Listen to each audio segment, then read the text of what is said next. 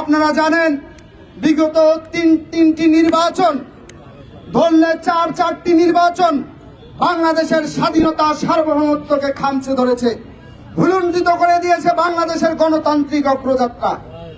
2008 সালের 111 সরকারের অধীনে যে তৎকালীন মঈনুদ্দিন ফখরুদ্দিনের অধীনে যে নির্বাচন হয়েছিল, সেই নির্বাচনের হাত ধরে বাংলাদেশের স্বাধীনতা ও সার্বভৌমত্বকে ভুলুণ্ঠিত করার অগ্রযাত্রা শুরু হয়েছিল। আমরা তৎপরবর্তী সময়ে 2014 সালে বিনা ভোটে নির্বাচন দেখেছি এবং 2018 সালে নিশিরাতের নির্বাচন এবং সর্বশেষ 2024 সালে আমরা আমিডামি নির্বাচন দেখেছি। আমরা যারা এই প্রজন্মের তরুণরা আছি, শিক্ষার্থীরা আছি, আমরা জাতীয় নির্বাচনের ভোট কি জিনিস, কিভাবে ভোট দিতে হয় আমরা কেউ জানি না, কিংবা ভোট দেওয়ার অভিজ্ঞতা এখন পর্যন্ত আমার অর্জিত হয়নি। প্রিয় সহযোদ্ধা বন্ধুগণ, দীর্ঘ 15.5 বছর পর ছাত্র জনতার ঐক্যবদ্ধ আন্দোলনের ফলে ফ্যাসিস্ট হাসিনা ওয়াজেদের পতনের পর আজকে আমাদের সম্মুখভাবে সুযোগ এসেছে। আগামী 2026 সালের 12 ফেব্রুয়ারি বাংলাদেশে ত্রয়োদশ জাতীয় নির্বাচন অনুষ্ঠিত হবে। সেই নির্বাচনে আপনি আমরা সবাই মিলে অত্যন্ত উৎসব মুখর পরিবেশে আমরা ভোট দিতে যাব।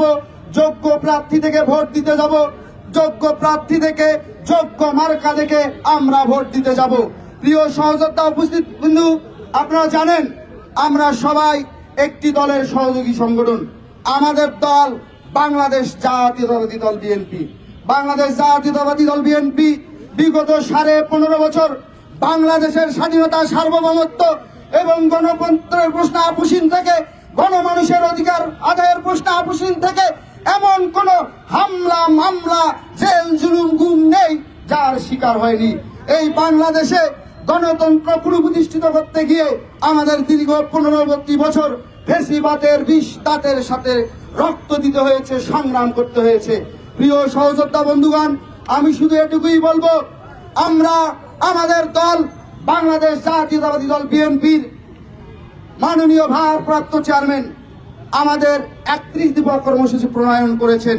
সেই কর্মসূচি এবং পরিকল্পনা বাস্তবায়নের জন্য আমরা আজকের থেকে এদেশের জনমানুষকে আমাদের ধানের শীষের পক্ষে সম্পৃক্ত করার জন্য আমরা সজাগ থেকে, সচেতন থেকে গণমানুষের ভোট আদায় করার জন্য অত্যন্ত যৌক্তিকভাবে যৌক্তিক দাবি নিয়ে যৌক্তিক দাবিগুলো উপস্থাপন করে দেশ নায়ক জনাব তারেক রহমান কর্তৃক 31 দফা কর্মসূচি প্রণয়নের যে লিপিবদ্ধ দাবিগুলো জনগণের দরবারে পৌঁছিয়ে আমরা আমাদের ধানের শীষের পক্ষে আমরা জোয়ার গড়ে তুলব।